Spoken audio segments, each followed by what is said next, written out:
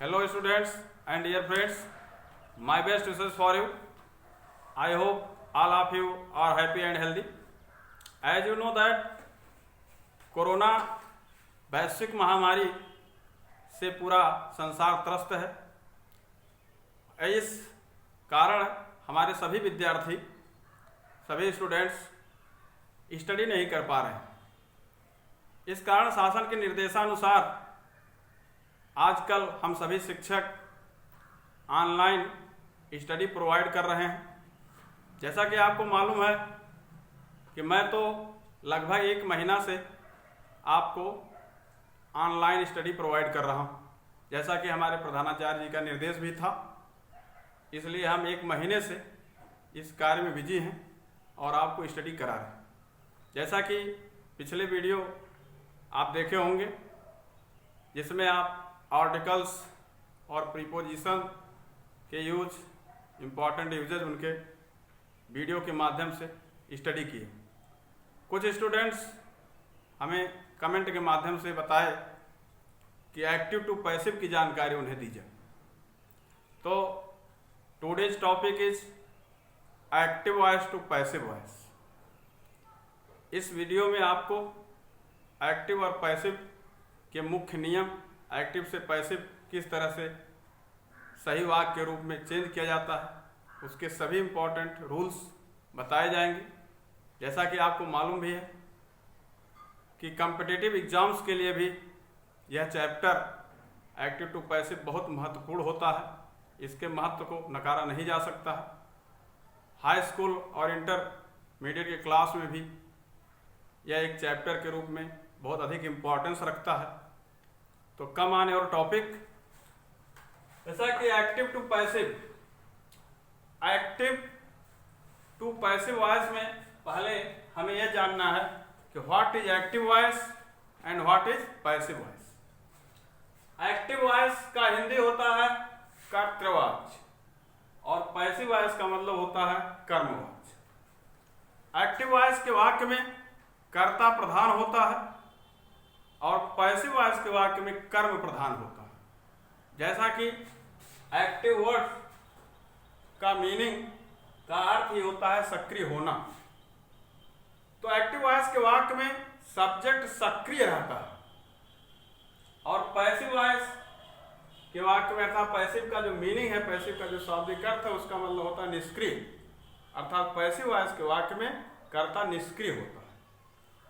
तो active voice का मूल रूप जानने के लिए यह आपको जानना होगा कि एक्टिव वॉइस के वाक्य में कर्ता प्रमुख होगा, सब्जेक्ट प्रमुख होगा, प्रधान होगा, और पैसिव वॉइस के वाक्य में कर्ता प्रधान नहीं होगा, बल्कि कर्म और क्रिया के आधार पर वाक्य का निर्माण किया जाएगा। जैसा कि एक्टिव वॉइस के वाक्य में जो उसका जनरल फार्मूला है, सब्जेक्ट, वर्ब और ऑब्जेक्ट, अर्थात कर्ता, क्रिया और कर्म। जिस वाक्य में सब्जेक्ट, वर्ब और ऑब्जेक्ट होगा, वह वाक्य एक्टिव वॉइस का वाक्य माना जाएगा। और इस स्वरूप को जब हम पैसिव में ले जाएंगे तो इसका स्वरूप बिल्कुल चेंज हो जाएगा। तो पैसिव वॉइस के रूप में अगर जनरल फार्मूला देखा जाएगा, उसी फार्मूले को दूसरे तरीके से बताया जाएगा। जैसे कि यहां लिखा है कि object plus verb plus by plus subject. अब यहां आपको बताया जा रहा है कि एक्टिव वॉइस में जो वाक्य का स्वरूप है, तो पैसिव वॉइस में किस तरह चेंज होगा। तो सबसे पहले आपको मालूम हो गया कि एक्टिव वॉइस में सब्जेक्ट सबसे पहले होगा, उसके बाद वर्ब होगा, तब ऑब्जेक्ट होगा। अब इसी एक्टिव वॉइस का दूसरा जब स्वरूप पैसिव वॉइस में हम करेंगे तो उसमें क्या चेंजिंग होगी कि जो मुख्य सब्जेक्ट है एक्टिव वॉइस का, जिसे कर्ता प्रधान, एक्टिव वॉइस का मतलब कर्ता प्रधान, तो सब्जेक्ट आगे है तो प्रधान है, मुख्य है। अब जब हम उसे पैसिव में चेंज कर रहे हैं तो पैसिव का मतलब कर्म प्रधान, तो हमें उस वाक्य में कर्म को प्रमुखता देना है अथवा कर्म को प्रधान बनाना है। इसलिए पैसिव वॉइस के वाक्य में सब्जेक्ट के स्थान पर ऑब्जेक्ट जाएगा, तो वहां कर्म प्रधान हो जाएगा। तो फर्स्ट पॉइंट हो गया कि सब्जेक्ट के स्थान पर हम ऑब्जेक्ट को ले जाएंगे, कर्ता के स्थान पर कर्म को ले जाएंगे, तब एक्टिव से पैसिव का स्वरूप बन जाएगा। उसका सेकंड स्टेप है कि जब हम आगे बढ़ेंगे तो वर्ब आए, तो एक्टिव वॉइस में टेंस के अनुसार वर्ब का स्वरूप होगा, लेकिन पैसिव वॉइस में वर्ब थर्ड मस्ट है, वर्ब थर्ड का प्रयोग करना हो। लेकिन यह भी जानना होगा कि इस वर्ब थर्ड के जस्ट पहले आवश्यकता अनुसार हेल्पिंग वर्ब का भी यूज किया जाएगा टेंस के अनुसार। जैसे ऑब्जेक्ट लिखा गया पैसिव वॉइस में, उसके बाद यहां हेल्पिंग वर्ब जैसा टेंस होगा, जिस टेंस का वाक्य होगा उसके अनुसार यहां हेल्पिंग वर्ब रखा जाएगा। अभी आपको बताया जाएगा कहां कैसे रखा जाएगा। और वर्ब थर्ड निश्चित रूप से हम प्रयोग करेंगे। उसके बाद सब्जेक्ट को ऑब्जेक्ट के स्थान पर हम ले आएंगे। जिस सब्जेक्ट के स्थान पर ऑब्जेक्ट गया था, अब वही सब्जेक्ट उस ऑब्जेक्ट के स्थान पर आए। लेकिन जब सब्जेक्ट ऑब्जेक्ट के स्थान पर आएगा तो अपने साथ एक अनदर वर्ड बाई भी ले आए, अर्थात उस सब्जेक्ट के पहले बाई का भी प्रयोग किया जाएगा। लेकिन यह भी ध्यान देना है कि जब सब्जेक्ट पैसिव वॉइस के वाक्य में ऑब्जेक्ट के स्थान पर आएगा तो वह ऑब्जेक्ट का स्वरूप लेगा, क्योंकि जब वह सब्जेक्ट था तब कर्ता का स्वरूप उसका था, तो अपने स्थान पर था, तो अपने रूप में था। लेकिन अब उसे कर्म के स्थान पर जाना है, ऑब्जेक्ट के स्थान पर जाना है, तो निश्चित रूप से उसे ऑब्जेक्ट के स्वरूप में होकर ही वहां बैठना होगा। जैसा कि कोई व्यक्ति स्टेज पर जा रहा है, तो अगर वो राजा की भूमिका में जाएगा तो वहां राजा बनना होगा उसे, और नीचे वह प्रजा की भूमिका में है तो प्रजा। तो इसी प्रकार जब सब्जेक्ट वो था तो सब्जेक्ट था, लेकिन जब वह ऑब्जेक्ट के स्थान पर जाएगा तो उसे ऑब्जेक्ट की भूमिका में जाना पड़ेगा, ऑब्जेक्ट का स्वरूप ग्रहण करना होगा। इसलिए वह सब्जेक्ट ऑब्जेक्ट के रूप में वहां पहुंचेगा। जैसा कि यहां आप ध्यान देंगे कि सब्जेक्ट और ऑब्जेक्ट को केस के माध्यम से समझाया गया कि सब्जेक्टिव केस और ऑब्जेक्टिव केस क्या होता है।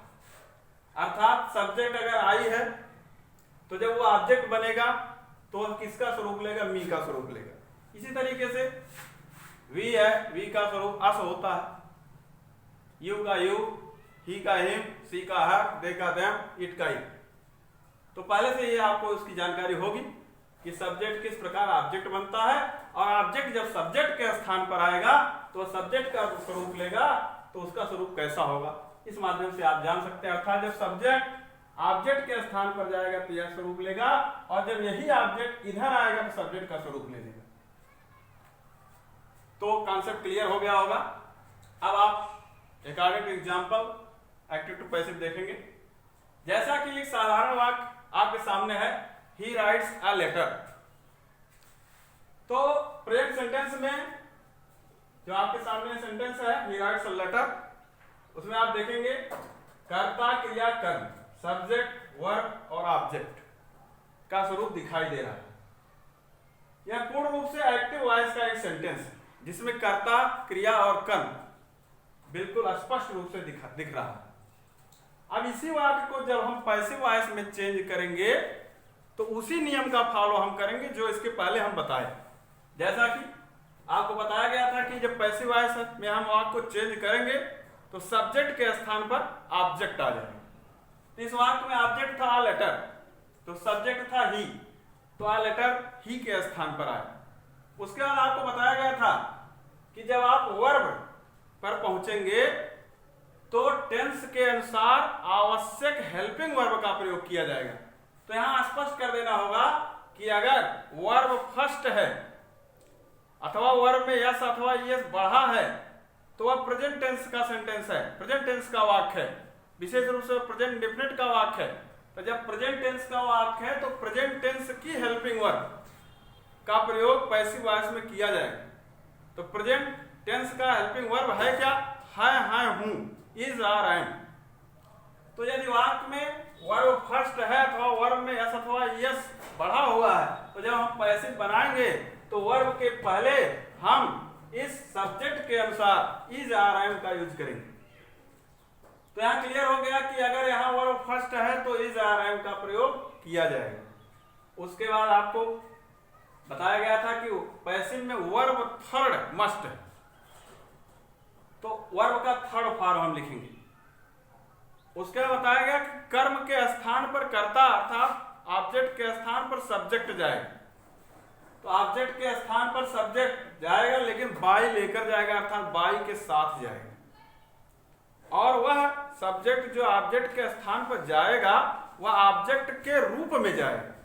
तो पूरा आंसर हो गया a letter is written by him, अर्थात अ लेटर सेंटेंस में ऑब्जेक्ट था वो सब्जेक्ट बना, वर्ब फर्स्ट होने के नाते helping verb is are am में से इज का प्रयोग हुआ। पैसिव वॉइस के नियम के अनुसार वर्ब का थर्ड फॉर्म लिखा गया, और लास्ट में वाक्य के सब्जेक्ट को ऑब्जेक्ट के रूप में रखा गया जिसके साथ बाय का प्रयोग किया गया। तो पूरा वाक्य पैसिव में चेंज हुआ a letter is written by him. तो यहां क्लियर हो गया कि वर्ब फर्स्ट अथवा वर्ब में एस आई एस होगा तो पैसिव का स्वरूप ए होगा, जैसा कि उदाहरण आपके सामने प्रेषित किया गया। अगर प्रेजेंट टेंस के वाक्य में डज अथवा डू है, डज अथवा डू अगर वाक्य में तभी वो प्रेजेंट का ही, जैसा कि आप जानते होंगे कि डज और डू का प्रयोग प्रेजेंट इंडेफिनिट में होता। तो डज डू अगर वाक्य में है तो पैसिव में हम जब उस वाक्य को चेंज करेंगे तो कैसे करेंगे, उस डज डू के स्थान पर किस शब्द का प्रयोग करेंगे यह आपको जानना है। जैसा कि वाक्य लिखा आई डोंट कॉल हिम हियर, अब इस वाक्य में डू का प्रयोग हुआ हेल्पिंग वर्ब के रूप में। अब आपको ये जानकारी प्राप्त करनी है कि डज डू अगर वाक्य में है तो पैसिव बनाते समय आप डज डू के स्थान पर लिखोगे क्या। तो आप ध्यान से सुनेंगे, अगर वाक्य में डज अथवा डू पहले से है, जब उस वाक्य को हम पैसिव में चेंज करेंगे तो डज डू के स्थान पर वाक्य प्रेजेंट टेंस का होने के नाते इज आर एम का ही प्रयोग किया जाएगा। ध्यान देंगे, डज डू के स्थान पर इज आर एम, और सभी नियम फॉलो किए जाएंगे जो इसके पहले बताएंगे। जैसा कि वाक्य है I don't call him here, तो इसका आंसर होगा he is not called here by me. जैसा कि इसके पहले बताया गया उसी नियम को फॉलो किया गया कि उचित ऑब्जेक्ट अर्थात सुटेबल ऑब्जेक्ट को सब्जेक्ट के स्थान पर ले गए। यहां पर ऑब्जेक्ट हिम था और उसे सब्जेक्ट के स्थान पर अर्थात आई के स्थान पर ले गए। इस ऑब्जेक्ट हिम को जब हम सब्जेक्ट का स्वरूप दिए तो ही हो गया। उसके वाक्य में डू था तो आपको बताया गया कि डू डज के स्थान पर इज आर एम, तो ही के अनुसार यहां इज रख दिया गया। वाक्य में नॉट है, नॉट रखा गया। पैसिव का रूल वर्ब का थर्ड फॉर्म, तो वर्ब का थर्ड फॉर्म रखा गया। उसके बाद जो शेष ऑब्जेक्ट बचा हुआ है उसे यहां लिख लिया गया, और सबसे लास्ट में बाई के साथ वाक्य के सब्जेक्ट को ऑब्जेक्ट के रूप में वहां रख दिया गया। तो बाई मी, यानी यहां आई था तो आप यहां ध्यान से देखेंगे आई का ऑब्जेक्ट मी होता है, तो जब आई ऑब्जेक्ट के स्थान पर गया तो मी का स्वरूप ले लिया, तो बाई मी हो गया। इसी तरीके से अगर वाक्य में वर्ब सेकंड हो तो पैसिव वॉइस बनाते समय किस नियम को हम फॉलो करेंगे ये आपको जानना है। अगर वर्ब सेकंड है तो वह पास्ट टेंस का वाक्य माना जाएगा। अभी इसके पहले आपको प्रेजेंट टेंस की बात बताई जिसमें इज आर एम का आपने प्रयोग किया, लेकिन अब बात आई अगर वर्ब सेकंड है तो पास्ट मान लिया गया। खासकर वो पास्ट इंडेफिनिट का वाक्य माना जाएगा जिसमें वर्ब सेकंड हो। तो जैसे कि वाक्य है they helped me in the class, यानी for example there is a sentence they helped me in the class. यहां हेल्प्ड जब जो वर्ड है वो सेकंड फॉर्म में, तो क्लियर हो गया कि यह सेंटेंस पास्ट इंडेफिनिट में है। तो पैसिव में चेंज करते समय किस नियम को हम फॉलो करेंगे ये ध्यान से आप देखें। जब वाक्य में वर्ब सेकंड फॉर्म में हो तो वह पास्ट टेंस का वाक्य माना गया। तो जब पैसिव हम बनाएंगे तो हेल्पिंग वर्ब के स्थान पर पास्ट टेंस होने के नाते वाज वर्ब का प्रयोग किया जाएगा। यह ध्यान दें, अगर वर्ब सेकंड है तो हम हेल्पिंग वर्ब के रूप में वाज वर्ब का प्रयोग करेंगे, और जब प्रेजेंट था तो इज आर एम का हमने प्रयोग किया। तो इस प्रकार इस वाक्य का जब पैसिव स्वरूप बना तो हो गया I was helped bye them in the class. जैसा कि पॉइंट टू पॉइंट आप समझे, दे helped me in the class.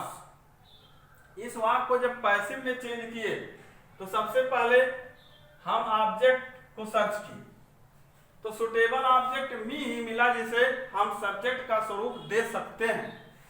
इसमें एक ऑब्जेक्ट और है इन द क्लास, लेकिन हम इन द क्लास को सब्जेक्ट के स्थान पर नहीं ले जा सकते। व्हाई? क्यों? क्योंकि इन द क्लास सब्जेक्ट का स्वरूप नहीं ले सकता, वह एक स्थान है। तो स्थान सब्जेक्ट का स्वरूप नहीं ले सकता, बल्कि ऐसा ऑब्जेक्ट जो सब्जेक्ट का स्वरूप ले सके उसे ही हम सब्जेक्ट के स्थान पर ले जाएंगे। तो यहाँ मी शब्द जो है वह सब्जेक्ट का स्वरूप ले सकता है। जैसा कि यहाँ आप देखें मी है तो मी जब सब्जेक्ट बनेगा तो आई हो जाएगा। तो इस प्रकार मी जब दे के स्थान पर गया तो आई का स्वरूप लिया। उसके बाद आपको बताया गया कि वर्ब सेकंड होने के नाते वाज वर्ब का प्रयोग किया जाएगा, तो आई के साथ वाज का प्रयोग किया जाएगा, तो आई वाज हुआ। फिर वर्ब थर्ड हेल्प, हेल्प का हेल्प थर्ड फॉर्म होता है। उसके बाद आप चाहे तो इसी ऑब्जेक्ट के स्थान पर तुरंत सब्जेक्ट को ला सकते हैं बाई के साथ, जैसा कि इस वाक्य में ही लाया गया है बाई देम। दे सब्जेक्ट था, जब ऑब्जेक्ट बना तो देम हो गया, और पैसिव का नियम है कि उसके साथ बाई होना चाहिए, तो बाई देम लिखा गया। और जो शेष वाक्य बचा कॉम्प्लीमेंट के रूप में दूसरे ऑब्जेक्ट के रूप में इन द क्लास सबसे लास्ट में लिख दिया गया। लेकिन अगर हम इन द क्लास को यहां लिख देते और बाई देम को उधर लिख देते तब भी वाक्य सही माना जाता। जैसा कि I was helped in the class bye them, अर्थात इस सब्जेक्ट को हम वाक्य के सबसे अंत में भी ले जा सकते हैं बाय के साथ, और दूसरे नियम के अनुसार हम उसी ऑब्जेक्ट के स्थान पर ही हम उसे ले जा सकते हैं बाय के साथ, और जो शेष बचे उसे सबसे लास्ट में लिखें। उसके बाद अगर वाक्य में डिड हो, डिड भी वर्ब का सेकंड फॉर्म है, तो अगर डिड है तो वो भी पास्ट टेंस का वाक्य। तो अगर वाक्य में डिड शब्द है हेल्पिंग वर्ब के रूप में, अर्थात वर्ब के रूप में, तो वर्ब सेकंड है, इसका मतलब पास्ट है। तो अगर हेल्पिंग वर्ब के रूप में डिड है वाक्य में तो वह पास्ट इंडेफिनिट का वाक्य माना जाएगा, चाहे वो निगेटिव हो चाहे इंटरोगेटिव। जैसा कि फॉर एग्जाम्पल ए सेंटेंस है she did not like them, तो she did not like them, did helping verb यह क्लियर कर दिया कि यह सेंटेंस पास्ट इंडेफिनिट टेंस में है। तो जिस तरह से आपको समझाया गया था इसके ऊपर कि डज डू के स्थान पर आप प्रेजेंट टेंस होने के नाते इज आर एम का यूज करोगे, तो यहां पर डिड जो हेल्पिंग वर्ब पास्ट टेंस का होने के नाते इसके स्थान पर वाज वर्ब का प्रयोग किया जाएगा। अर्थात क्लियर हो गया कि डिड के स्थान पर हम वाज वर्ब का प्रयोग करेंगे यदि डिड हेल्पिंग वर्ब के रूप में है तो आता she did not like them, तो इसका पैसिव वॉइस हुआ they were not liked by her. अर्थात इस वाक्य में देम ऑब्जेक्ट था, ऑब्जेक्ट सब्जेक्ट के स्थान पर पहुंचा, तो देम का सब्जेक्ट यहां आप देख रहे होंगे, देम जब सब्जेक्ट बना तो दे का स्वरूप उसका हो गया, तो सी के स्थान पर जाकर दे हुआ। अब उसके बाद जब डिड यहां आपने देखा तो आप तुरंत रिमाइंड किए कि डिड के स्थान पर वाज वर्ब हमको रखना है। तो यहां कर्ता के अनुसार यहां जब दे आया तो दे हो गया प्लूरल नंबर का सब्जेक्ट, तो प्लूरल नंबर का सब्जेक्ट है तो वर्ब का प्रयोग होगा, क्योंकि सिंगुलर के साथ वाज और प्लूरल के साथ वर्ब, तो दे होने के नाते यहां वर्ब का प्रयोग किया गया। उसका नॉट वर्ब का थर्ड फॉर्म पैसिव का रूल है, और उसके बाद सबसे लास्ट में आप सब्जेक्ट को ऑब्जेक्ट के स्थान पर ले गए, बाई के साथ सब्जेक्ट सी था, जब वह ऑब्जेक्ट के स्थान पर गया तो हर हो गया, जैसा कि यहाँ क्लियर है। जब सी इधर गया तो हर हो गया। उसके बाद आप देखेंगे अगर वाक्य में विल अथवा शैल, विल अथवा शैल का मतलब होता है फ्यूचर टेंस। अगर सेंटेंस फ्यूचर टेंस में है, अर्थात उस वाक्य में विल अथवा शैल का प्रयोग किया गया है, तो पैसिव में चेंज करते समय किस नियम को हम फॉलो करेंगे, आपको इस पर ध्यान देना है। विल शैल मॉडल ऑक्सिलरी के रूप में आते हैं। इन्हें मॉडल ऑक्सिलरी माना जाता है, जिसका यूज फ्यूचर टेंस के वाक्य में होता है, जिसका अर्थ गा गे गी होता है। जैसा कि एग्जांपल है, you will beat a snake. इस वाक्य में विल का प्रयोग किया गया, तो क्लियर हो गया कि यह वाक्य फ्यूचर टेंस का है, फ्यूचर इंडेफिनिट का है। तो आपको ये जानना होगा कि अगर वाक्य में विल शैल है तो हम पैसिव बनाते समय क्या करेंगे, और सभी नियम जो इसके पहले बताए गए वो सारे नियम फॉलो किए जाएंगे। लेकिन यहाँ जानकारी ये प्राप्त करनी है कि विल और शैल जब सहायक क्रिया के रूप में पैसिव वॉइस के वाक्य में पहुंचेगा तो उसके साथ बी का प्रयोग करना होगा, बी। अर्थात विल और शैल अगर पैसिव वॉइस के वाक्य में पहुंचेंगे तो उनके साथ बी का प्रयोग करना होगा। जैसा कि यहां लिखा है, you will beat a snake, तो इसका आंसर हुआ पैसिव वॉइस के रूप में कि a snake will be beaten by you. अर्थात जब आपने विल का प्रयोग किया तो पैसिव वॉइस के रूल के अनुसार विल के तुरंत बाद बी का प्रयोग किया गया, और पैसिव वॉइस का रूल वर्ब थर्ड यहाँ रखा गया, और लास्ट में बाय के साथ सब्जेक्ट को ऑब्जेक्ट के स्थान पर पहुंचा दिया गया। तो यहाँ क्लियर हो गया कि अगर वाक्य में विल शैल है तो पैसिव बनाते समय हम उसके साथ बी का प्रयोग करेंगे। और इसके साथ ये भी आपको जानना होगा कि केवल विल शैल ही नहीं, बल्कि अन्य मॉडल ऑक्सिलरीज अगर वाक्य में है तो उनके साथ भी हम बी का ही प्रयोग करेंगे। जैसा कि कैन, कुड, शुड, मस्ट आदि, इन शब्दों के साथ भी हम बी का ही प्रयोग करेंगे। जैसे ही कैन रीड दिस बुक, जैसा कि सेंटेंस है एक्टिव का, ही कैन रीड दिस बुक। इस सेंटेंस को हमें अगर पैसिव में चेंज करना है तो कैन हम वहां हेल्पिंग वर्ब के रूप में जब देखे तो आपको ये ध्यान देना होगा, जानना होगा कि कैन मॉडल ऑक्सिलरी है, इसलिए उसके साथ भी पैसिव बनाते समय बी का प्रयोग करना होगा। तो इसलिए अगर मॉडल ऑक्सिलरी का कोई भी शब्द वाक्य में आएगा तो उसके साथ बी का प्रयोग निश्चित रूप से किया जाएगा। जैसे I shall read this book, I shall read this book, इसको अगर चेंज करना है तो आप पैसिव में जब चेंज करेंगे हो जाएगा this book will be read by me. यहां ध्यान देंगे आप, पहले एक्टिव वॉइस के वाक्य में शैल था, लेकिन जब पैसिव का वाक्य बना तो वहां विल हो गया।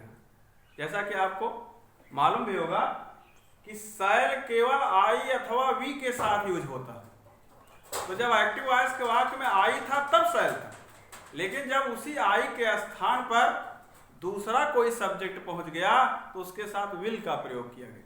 इसी प्रकार he can read this book, तो this book can be read by him, तो कैन भी मॉडल ऑक्सिलरी, इसलिए कैन बी।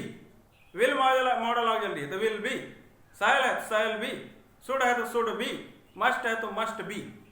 इस प्रकार यह क्लियर हो गया कि अगर वहां कोई मॉडल ऑक्सिलरी होगी तो पैसिव बनाते समय हम बी का प्रयोग करेंगे, तब वर्ब का थर्ड फॉर्म रखेंगे। अब अगर वाक्य में हैज, हैव, हैड, जैसा कि आप टेंस में पढ़े होंगे, has, have, had perfect tense में आता है।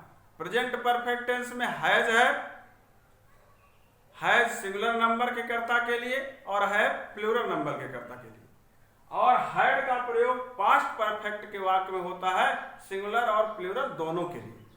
तो अगर वाक्य में हैज, हैव, हैड हो तो हम पैसिव बनाएंगे, तो कैसे बनाएंगे, किस नियम का हम फॉलो करेंगे, यह आपको जानना है।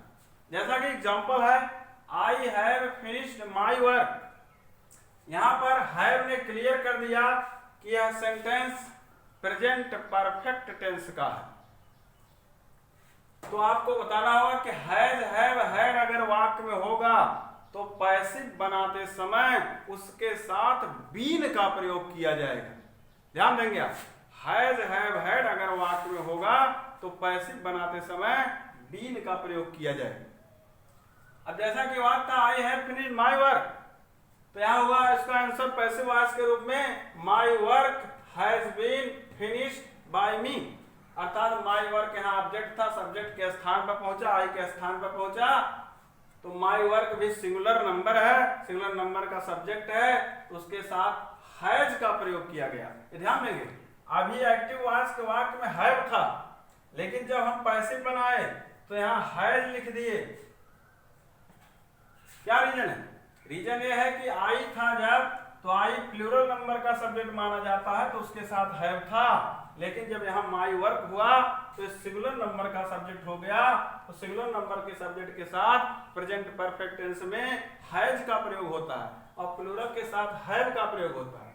तो जब इस वाक्य को हम पैसिव में चेंज किए तो माई वर्क सिंगुलर नंबर का करता है, इसलिए हैज का यूज किया गया और नियम के अनुसार अकॉर्डिंग टू रूल बीन का प्रयोग किया गया और थर्ड पहले से ऑलरेडी है और लास्ट में बाई लिख करके इस सब्जेक्ट आई को मी के रूप में यहां पहुंचा दिया गया। इसी प्रकार पास्ट परफेक्ट का भी कोई सेंटेंस हो, जैसे he had done this work, he had done this work, इस वाक्य को अगर पैसिव में चेंज करना है तो उसी नियम को फॉलो किया जाएगा, जैसा कि बताया गया हैज हैव हैड है तो बीन का प्रयोग करना।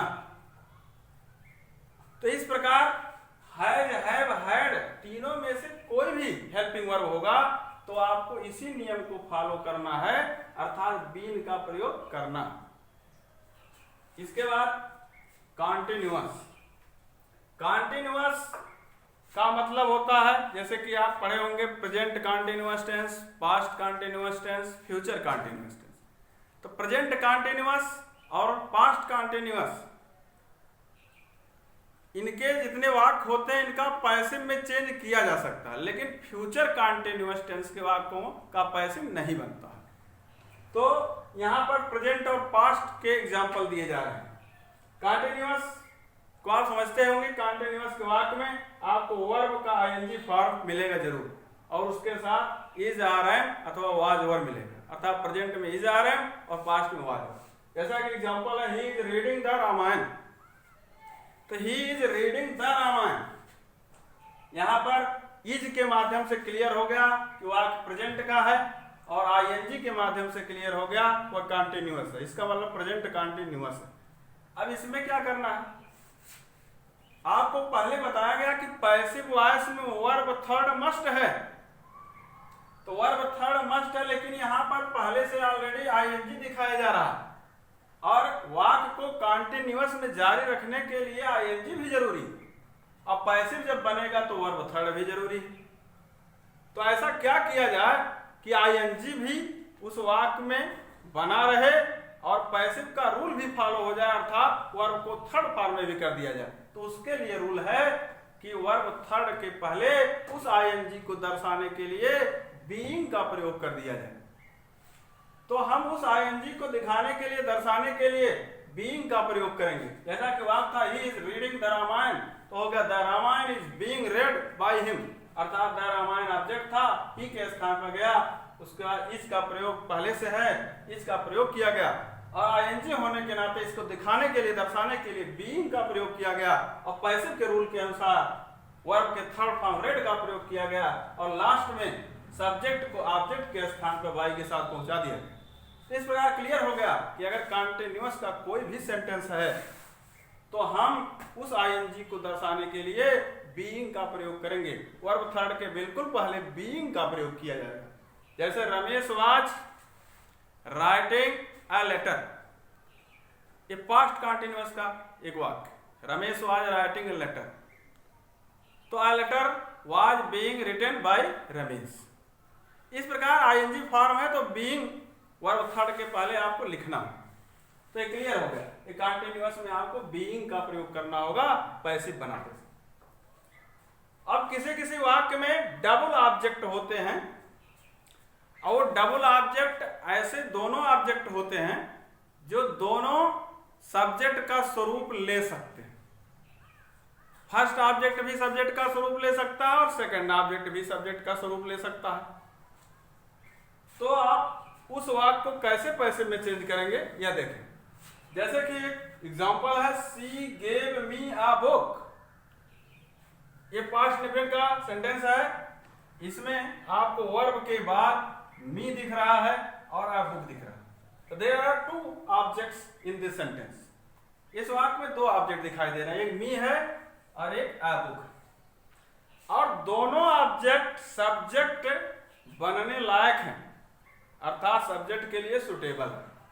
मी को हम आगे ले जाएंगे तब भी पैसिव बन जाएगा, और अ बुक को भी अगर कर्ता के स्थान पर ले जाएंगे तब भी पैसिव बन जाएंगे। जैसा कि इसके दोनों उदाहरणों को पेश किया गया है। जैसा कि फर्स्ट उदाहरण माना कि अ बुक को हम आगे ले गए, तो सी के स्थान पर अ बुक गया, अ बुक। अब यहाँ आप रिमाइंड करिए पास्ट इंडेफिनिट सेकंड फॉर्म, तो आपको बताया गया था कि पास्ट इंडेफिनिट होगा, सेकंड फॉर्म की क्रिया होगी तो वाज वर्ब का प्रयोग किए जाएंगे। तो अ बुक वाज गिवन। उसके बाद मी को लिखना था तो टू मी लिख दिया गया। इस पर भी ध्यान देना होगा, वो आपको अभी आपको बताया जा रहा है कि यहाँ क्यों टू, मी के पहले टू लिख दिया गया। टू मी बाय हर, अर्थात सी वहां गया तो हर का स्वरूप ले लिया, अर्थात ऑब्जेक्ट का स्वरूप ले लिया, तो होगा book was given to me by her. अब इसी सेंटेंस को दूसरे स्वरूप में जब लिखा गया तो इस मी को माना कि इस मी वर्ड को हम सब्जेक्ट का स्वरूप देंगे, तो मी का सब्जेक्ट आई होता है, तो यहाँ आई का स्वरूप लिया। उसके आई के साथ वर्ब यहाँ सेकंड है तो वाज वर्ब का प्रयोग, तो आई के साथ वाज, वर्ब का थर्ड फॉर्म गिवन। उसका जो शेष ऑब्जेक्ट बचा है बुक बाय हर। इस प्रकार दोनों स्वरूप सही माना जाए, चाहे आप बुक को सब्जेक्ट बनाइए चाहे मी को सब्जेक्ट बनाइए। अब आपको यह जानकारी प्राप्त करनी है कि यहाँ पर टू क्यों आया, टू का प्रयोग क्यों किया गया। पहले से टू था नहीं, लेकिन हमने टू का प्रयोग कर दिया। इसका रूल है कि इनडायरेक्ट ऑब्जेक्ट अगर वाक्य में बाद में जाता है तो वह टू के साथ ही जाता है। जैसे he gave me a book, उसने मुझे एक किताब दिया। अगर उसी अ बुक को पहले कर दें और लास्ट में मी करें तो टू मी लिखना पड़ेगा। तो he gave a book to me, अर्थात इनडायरेक्ट ऑब्जेक्ट जब वाक्य में सबसे पीछे अर्थात एक ऑब्जेक्ट डायरेक्ट ऑब्जेक्ट के बाद में जाएगा तो वह टू साथ में लेकर जाएगा। तो इनडायरेक्ट ऑब्जेक्ट क्या है? इनडायरेक्ट ऑब्जेक्ट का मतलब साधारण रूप से सजीव कोई भी लिविंग सजीव है तो इनडायरेक्ट ऑब्जेक्ट माना गया, और जो डायरेक्ट ऑब्जेक्ट है वह निर्जीव को माना जाएगा। तो इसमें मी सजीव है, इसका मतलब यह इनडायरेक्ट ऑब्जेक्ट है, और अ बुक निर्जीव है तो इसका मतलब ये डायरेक्ट ऑब्जेक्ट है। तो पैसिव में भी यह नियम फॉलो किया जाएगा।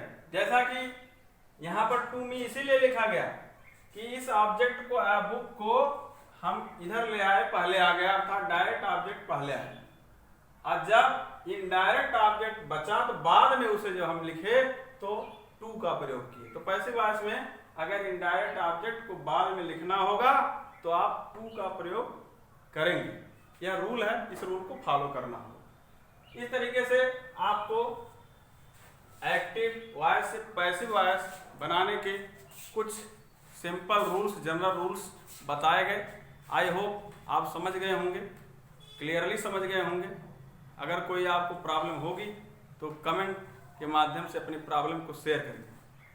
आपको बता दूं कि इसके बाद इसका जो पार्ट सेकंड वीडियो बनेगा उसमें active voice to passive voice के टिपिकल रूल्स और टिपिकल सेंटेंसेस बनाने के रूल्स बताए जाएंगे, और इंपरेटिव सेंटेंस के पैसिव वॉइस कैसे बनते हैं उसके रूल भी बताए जाएंगे। मुझे आशा है कि अगली जो वीडियो पार्ट सेकंड के रूप में आएगी उसमें कॉम्पिटिटिव एग्जाम्स के लिए बहुत अधिक महत्वपूर्ण वाक्यों को आपके समक्ष रखा जाएगा और उन वाक्यों के माध्यम से आपको क्लियरली समझा दिया जाएगा कि एक्टिव वॉइस से पैसिव वॉइस का स्वरूप हम कैसे देते हैं और टिपिकल सेंटेंसेस को हम कैसे पैसिव में चेंज कर देते हैं। तो मुझे विश्वास है कि जब इस पार्ट फर्स्ट को आप अच्छे ढंग से क्लियर कर लेंगे और जब आप पार्ट सेकंड देखेंगे तो बिल्कुल क्लियर हो जाएगा एक्टिव टू पैसिव। इसमें आपको कहीं नहीं दिक्कत होगी और आप किसी भी कॉम्पिटिटिव एग्जाम्स में हर क्वेश्चन को एक्टिव पैसिव के सारे क्वेश्चन को सॉल्व कर लेंगे। Thank you so much.